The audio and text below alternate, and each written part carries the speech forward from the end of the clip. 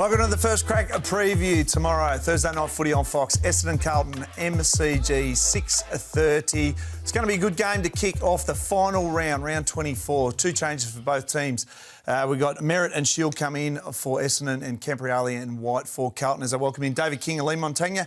One to go, boys. One to go. You excited? One to go. Absolutely, I'm excited. There's so much to play for. This is it. You've got to get yourself into the 8. You've got to qualify, and then who knows from there? All balls go in the air. Feels like it's been a long time coming, but finally we get the Sunday that we're after, and we'll know more probably not until Wednesday the following week once Gold Coast finish up, but we're starting to get clear on what it's going to look like. Yep, top 4s and top 8 on the line in round 24. David King, you're going to kick us off with your first crack, the need for speed. Yeah, I want to have a chat about something that I think we've dived into a lot this year, speed of ball movement, and what the findings have been over the course of the year, because I think there's a bit of a misnomer, and you can twist stats to mean different things at times. But I think overall, when you look at speed of ball movement across a competition, and there's been thousands of chains, right? So this is not team specific at the moment. This is just the AFL competition. So third gear, 80 to 100 is the AFL average. So you start with the ball, you score 17% of chains.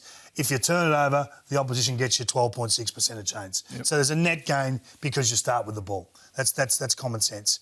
The faster you go, gear 4, gear 5, there's a misnomer out there that if you turn the ball over, you bleed more heavily than playing safe. Well, these numbers flip that on its head. So the faster you go, clearly the more returns you're going to get.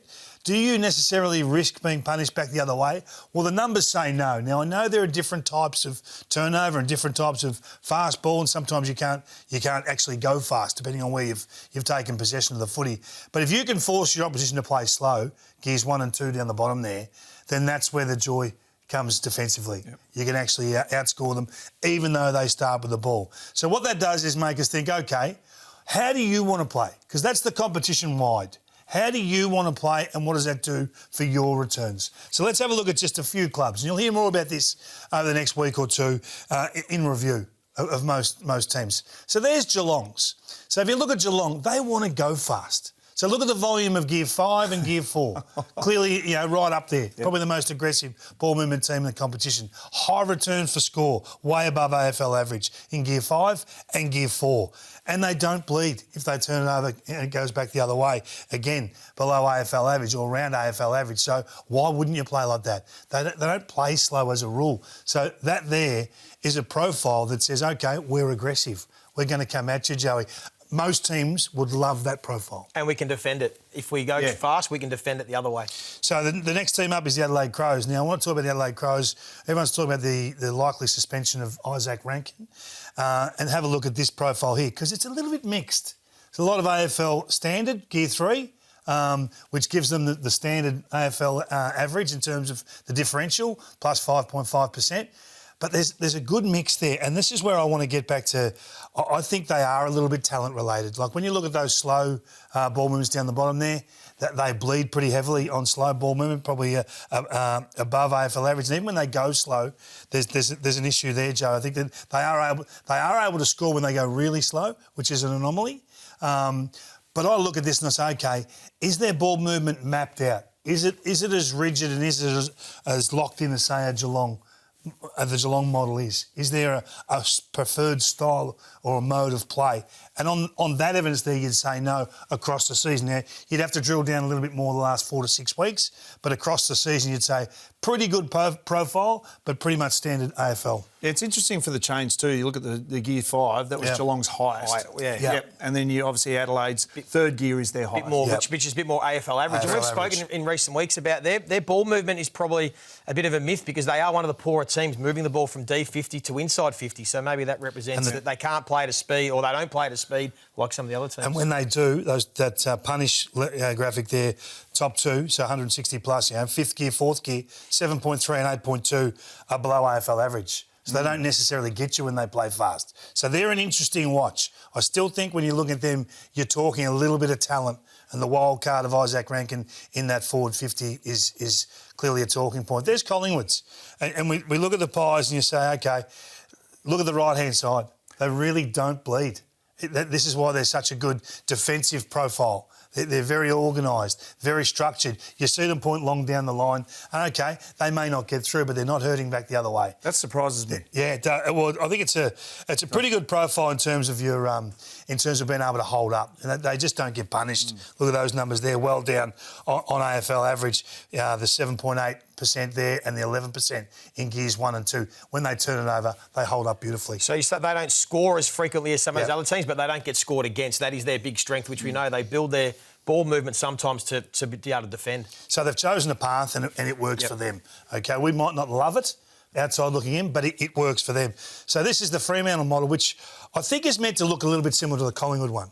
A little bit safer, but where we had the 7.8 and the 11, gears 1 and 2 on the opposition punish, they're at 12 and 11.5. So that's pretty high if you're going to play slow footy. But you can see there's not as much aggression. There's less fast change, if you like, gear 4, gear 5, 333 and 330. So it just makes you wonder that if this is by design, you'd love to see the green on the right-hand side that Collingwood had.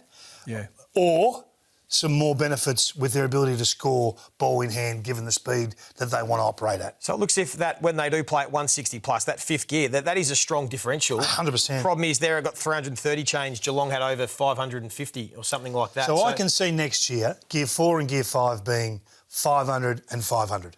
And then you've had the Damien Hardwick transition from one game to another. And let's give Justin Longmuir some time to maybe do that. If he does and that shifts, they can score. They've got enough talent. To me, this doesn't read as a talent issue. And when you look at last week, just to finish it off, Dicko, so there's the change from last week. So 46 chains AFL average and above, which... And you can see their 9 scores. They coughed up 5 back the other way. But on slow play, they just can't score.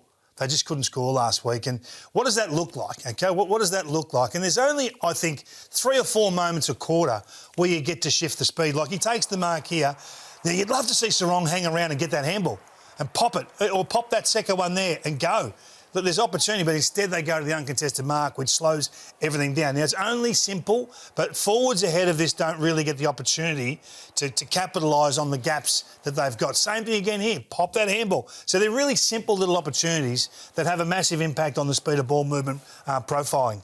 Yeah, and this was early in the game. This was first quarter stuff, wasn't it? So, all first quarter. Yeah, so that just maybe goes a bit of the mindset and the intent. And in the end, you turn the ball over anyway, so you might as well turn the ball over being more aggressive. And same thing here. Like, they are a handballing team. Like, they got a wave run there. Yeah, they have. You'd love to see that link up. So there's not the gaps. We keep talking about the gaps in the game. They're not massive. There are 3 or 4 instances, 4 or 5 moments. But in a final series, when you've got an outnumber, you need to maximise it. You need to, come back into corridor, link up by hand, do different things. So people say you're hot on Fremantle. I'm not. There's so much opportunity sitting here. If they play aggressive on Sunday, they're going to be bloody hard to beat. Well, you touched on in the first half of the year, you were on them for their ball movement love and them. speed. Yeah, and their talent's everywhere. Yeah, and have they improved in the second half of the year in terms of their speed? No, you'd have to say no, particularly on what we saw last weekend. So bottom line is every team's choosing a path. Yep. And that's the path that needs to bring returns. Yep. If it doesn't, that's when you're under the microscope. But it's there. So on any given day, any given Sunday, and that's this Sunday, on any given Sunday, they can turn up and maybe flip the script a little bit. And if they do, we hope they go back to that 36% scoring rate. We wait and see. Yep, and I'm not surprised that Geelong have the highest fifth gear because the Coleman medalist down there, get it to him as quick as you possibly can. Yeah. Joey, your first crack, and it's based around Marvel Stadium because it's going to be a cracker on Sunday, Western Bulldogs. Well, we'll stick to the main game of the weekend, and it's Fremantle's opponents, the Western Bulldogs, because they are one of the hottest teams in the competition. They've won 8 of their last 10.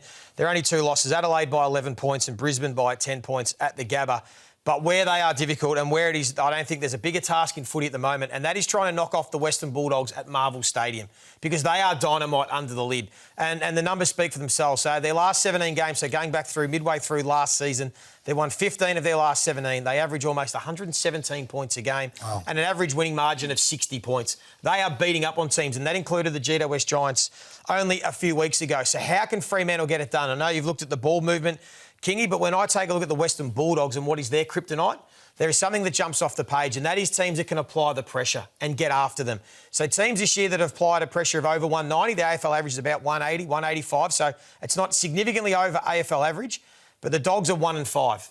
If you drop your pressure and you let them play the way they want to play, good luck. They're 13-3, and they will just cut you apart. So that is the big factor for Fremantle that they need to bring to Marvel Stadium. And you only have to go back recently to when they played the Hawks, who weren't going great at Marvel Stadium about round 13. The Hawks were only just struggling at this stage.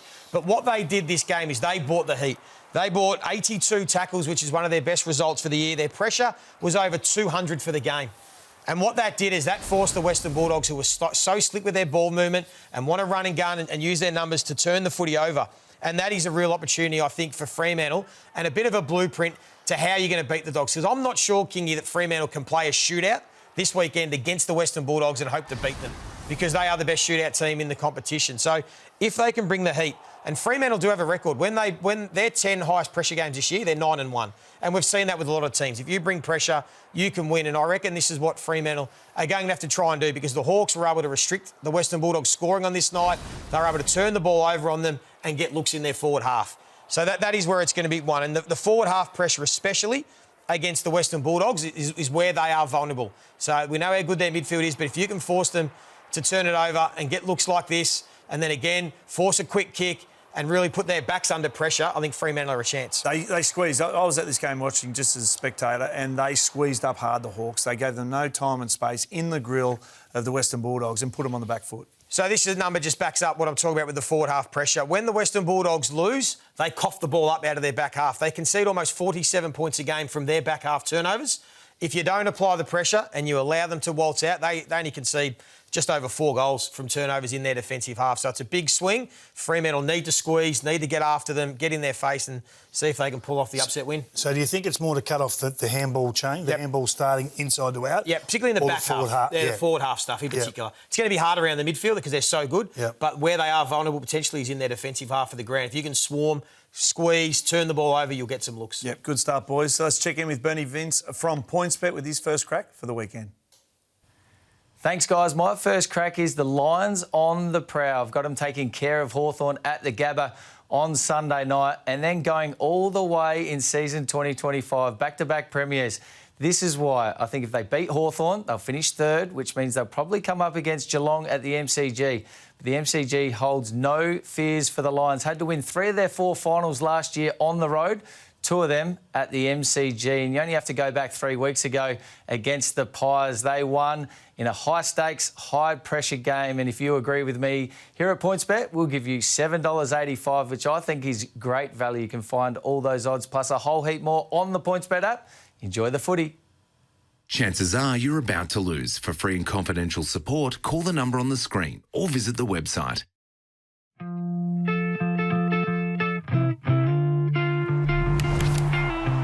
Number 15, Dane Zorko. The day in itself, I reckon I could nearly replay it for you, play by play. There was just such a calmness amongst this group. It just propelled us into playing one of the more perfect games of football that I reckon you could ever ask for.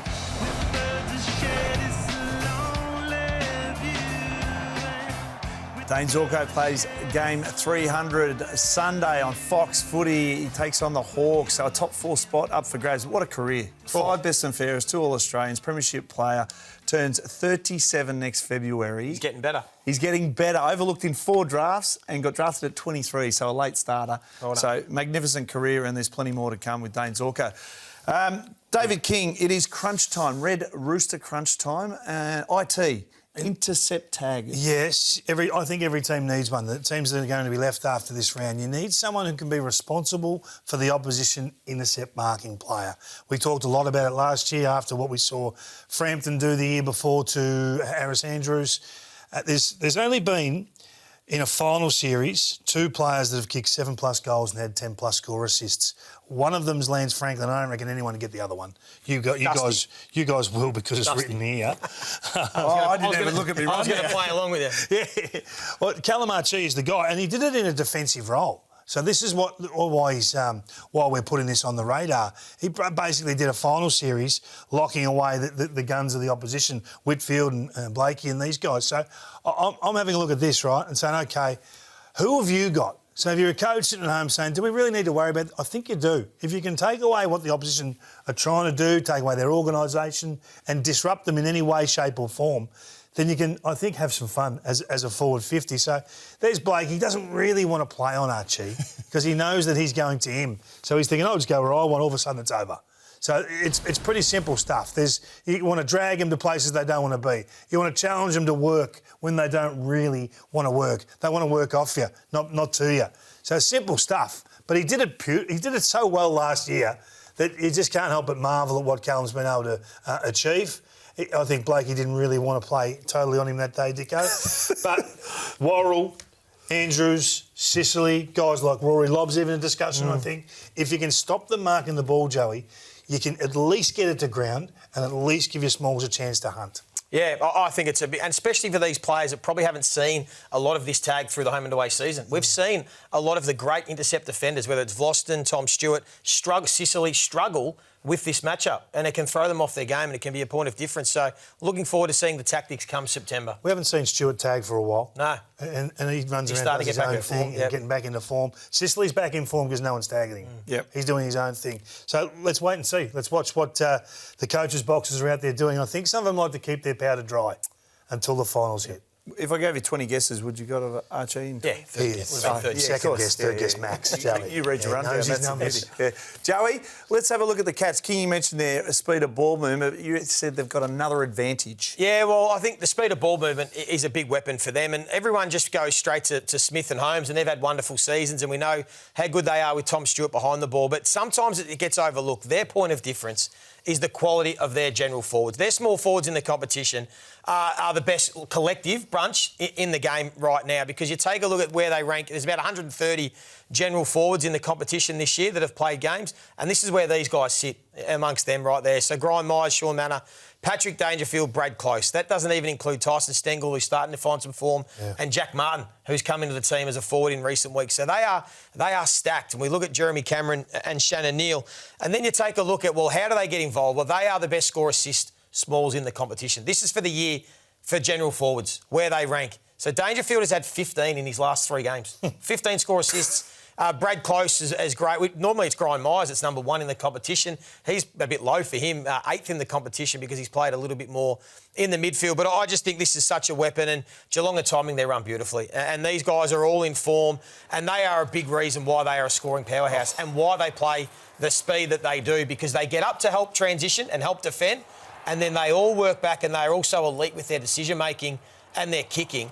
No wonder Shannon Neal and Jeremy Cameron are getting it on the end of some of the work. So it's just something to keep an eye on. We haven't spoken a lot about the quality of these guys, but Myers playing a bit more higher up the ground. The others are all in really good form. It is a point of difference that I don't think many defensive groups in the competition, Kingy, have answers for. Nah, it's a great point. And you would think that if they are there grand final day, one of the guys you just mentioned would be Norm Smith medalist. Yep. It's that type of player that wins you a grand final. Yep. And this guy, number 35, well... He's looming large. He's looming large. He's looking powerful. Timing his run again beautifully. Well, he's the modern-day Modra. Have a look at him go. The mod. The mod. David King, it's time for Thanks to Workday. You want to have a look at Luke Jackson? I do, as the midfielder, because Joey just showed some great vision of the Dogs. If they can get the ball out, you're in trouble, and if they can't, you can have some fun. I just wonder whether a guy this size as an extra midfielder can, 1, put that pressure on and be part of that game, and 2, what's he been like as a mid? What does it do to impact the scoreboard? As a ruck, brilliant. Plus 7 points per 100 minutes, which is right up there. But as a mid, I think, what does it do to the collective? I think his numbers are okay. So he either helps start the chain, and I think he helps finish the chain. But in the interim, is he involved in the link play? Is he involved in helping you diffuse the opposition? Between the arcs. Look at this. This one just stuck with me, this bit of vision here last week. Now, if that's a normal, natural midfielder, I think you pop that handball, and I think you stay aggressive, and you stay in that wave run, and you get a better look. So that's just one, and that's an unfair clip. I get that, but that's what we're looking at. We're looking for points of difference. I think he can be a point of difference at start of chain, but can he do this? Can he lock onto a Libba or a Bontempelli or a Dale or a Richards, whoever that extra mid is for the Dog? Can he get involved in this once the Dogs go into the handball game? Because if he can't, then you're going to have to defeat quality, and no one defeats quality. Don't have a bad day against the Dogs, is the saying we've gone with for a couple of years, because they do this to you. So look at the separation there. Bont's already 30 yards forward of the ball. So are you able to get back and cover for that? Are you able to charge? He may be able to win the ball. So that's the discussion. What are you prepared to give up to get what your big boy is trying to bring to the game? That is all I'll be watching on Sunday. Yeah. Can't wait. You've loved how he's evolved his game, though. Yeah, I love him as a player, and I just think he's terrific in terms of his ruck work. And then I'd love to see him start in at centre bounces and just charge forward. Charge forward. You've And said have that the all extra, year. The extra roll up and just just not be part of the interim stuff. Yep, get forward, kick goals, be potent. Joey, it's time for you want to unleash Sid the Kid. I think it's time. I think Adelaide, with what is potentially and probably going to happen with Isaac Rankin, with Josh Rochelle unlikely to come back throughout the final series, they're going to need some sort of spark in their forward 50, King. This is going to be a big point, and I just think Sid Draper, who we saw, and he was a big talk of the town coming into the start of the year and what he was going to provide. He played a bit of footy early, kicked 2 goals in this game last time they met against North Melbourne. He's got power, he's got speed, and I just think it'll give the team and maybe the fans a bit of a buzz in what is going to be a tough week and a tough period going into finals, particularly losing some of that quality in their forward 50. So, I mean, at the moment they're playing Lockie Murphy, Zach Taylor, Harry Schomburg. I think get the kid in, unleash him in September, and just see if this young kid can provide a spark in September that might be that little edge that Adelaide need to try and win this flag. Well, their fitness advisor, Darren Birch, said he's got the best step in the game, and he's had them all. He's got Isaac Rankin there, and he's got a better step than Isaac. You need some energy givers too, don't you? Those guys just something just to spark them. Make you proud. Get him in there, let him go to work. Shot of Absolutely, electricity, I like it. put Sid, unleash Sid the Kid. That'll Sid get the him going. Kid. Joey, you'll put that in the call, no doubt. Like that. Across the week. Terrific work, boys, and you'll be on tomorrow night because it's going to be a beauty. MCG, Essendon and Carlton live on Fox Footy from 6:30.